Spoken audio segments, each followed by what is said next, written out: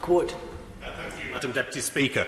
And I apologise to you, Madam Deputy Speaker, and to my right honourable friend, the member for Basingstoke, that I wasn't able to be in my place for the very start of her opening speech, but I was able to catch up on her remarks, and I think she speaks on behalf of all of us within this House. I'd also like to thank Dame Laura Cox for leading this extremely important inquiry and for producing such a comprehensive report with very sensible and achievable recommendations.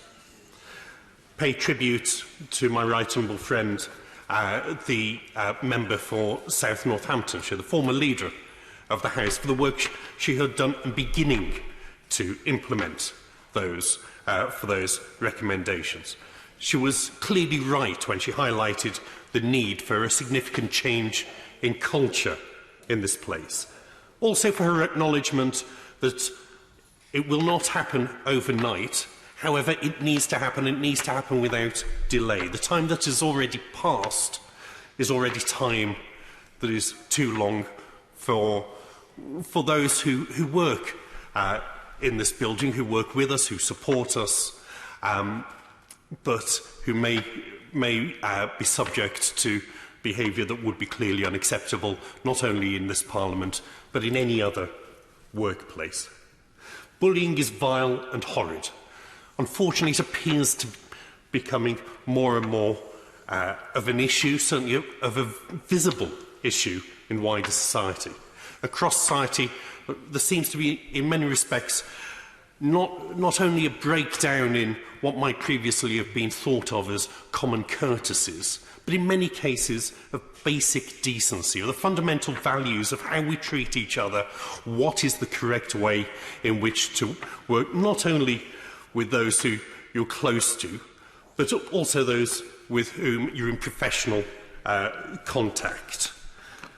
And as members of Parliament, we clearly have a particular role to set an example of, well, I say good behaviour, of acceptable behaviour, that we shouldn't be expecting thanks or congratulations for merely for not doing things that would be rightly condemned in any role, in almost any business, any workplace, in any school, in any organisation, anywhere in our country.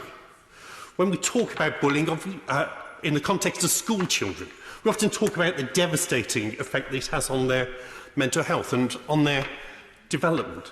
But clearly, bullying is an issue that affects people at all stages of life, regardless of their backgrounds. And it is increasingly becoming an issue that affects people's mental health. Technology and social media means that the prevalence of bullying seems to be increasing, but even more so, the reach of that bullying and abuse continues to expand to a point where, in many cases, victims cannot feel safe, whether it's in the workplace, whether it's at home. If you can't feel safe from the abuse of somebody with, as members have already said, has the advantage of an improper power advantage and is abusing that imbalance in the power relationship, then how can you be happy? How can you continue to function, not only on a professional level, but on a personal level? So yes, we in this place must be setting an example to people in the wider country, not showing people how to belittle and to undermine others. As has already been said, politics is a very peculiar environment. It clearly attracts people with high passions, people who feel very strongly about their belief. It arouses those passions. People get hot under the collar. It makes people's blood boil. People rarely end up agreeing with each other. But high passions and strongly held views cannot be an excuse for unacceptable bullying and abusive behaviour. It's not acceptable for my children at home. It's not acceptable for those of us who who claim to represent our constituents here in the mother of all parliaments. And if we were to resolve the issue of bullying and harassment in Parliament, then the recommendations in Dame Laura's report must be embraced. The report needs to be implemented wholeheartedly, and we must enact a seismic shift in culture.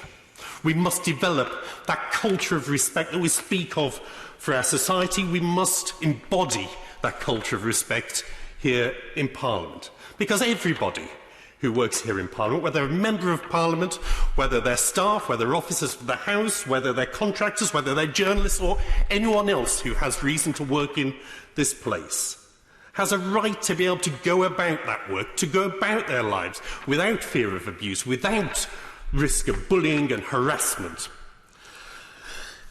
In many ways, we see a parallel now to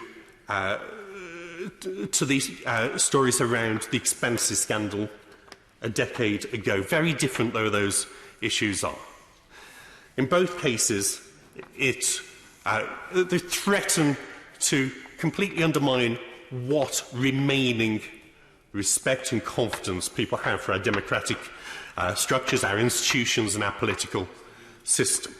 In both cases, it is simply unacceptable to try to appeal to some peculiar culture in Parliament. The people outside just don't understand what it's like, that it's always been that way. Whether or not it's always been that way, if it shouldn't be that way, then we have to make sure that it is not that way, and that means we need to take action now. It means we need to make sure that the processes are in place so those who are the victims or potential victims of this behaviour can be protected, and those who are guilty of this unacceptable behaviour can be held to account. And like with the expenses scandal, it is clearly inappropriate for members of Parliament to think that they can mark their own homework. And that is why the independent nature of this body is so important, and such an important recommendation that Dame Laura makes. And so I hope that the Commission will make sure that it is implemented swiftly.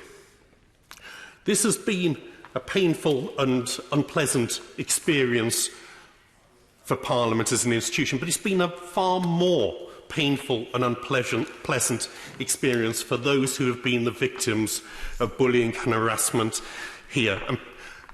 And whether that's from other members of Parliament, whether it's from staff, really shouldn't matter. They should have that level of protection. And it's been painful, unpleasant and unacceptable, regardless of whether it happened before or after this new code of conduct came into place. And that's why it is essential that the issues of historical abuse, historic bullying is properly addressed. And as the Honourable Lady for Birmingham Yardley said previously, we clearly do not. We must be wary of the risk of retrospective regulation, retrospective rules coming in, holding people to a standard that they could not reasonably have expected to be held to. But this isn't, on the whole. Most of these cases do not involve some obscure administrative or procedural requirement that are expecting people to now sign up to, that we wouldn't have expected them to have met a decade ago. In almost all cases, this is about basic standards of decency, where, regardless of whether the code of conduct was in force at the time or not, it is perfectly reasonable to expect members to have been abiding by those standards. And those who did not should expect to answer for that, and those who've been the victim of abuse, whether it's 18 months ago, whether it's 3 years ago or longer, where the evidence is there to support those allegations, they should have the right to have their claims heard. Where appropriate, there may be arguments for redress. So in the case of an independent body, in the case of recommendation for an effective system to handle historic cases, we really do need these recommendations to be implemented without further and unnecessary delay. I know that my right honourable friend, the Leader of the House, feels strongly about these issues, as his predecessor did. I think we all call on the House of Commons Commission to do everything possible to make sure that these changes are introduced, that they're implemented, that they're enforced, so that we can all come behind this report, the recommendations made by Dame Laura, endorsed by this House, and so badly needed by so many people who work for us in these Houses of Parliament.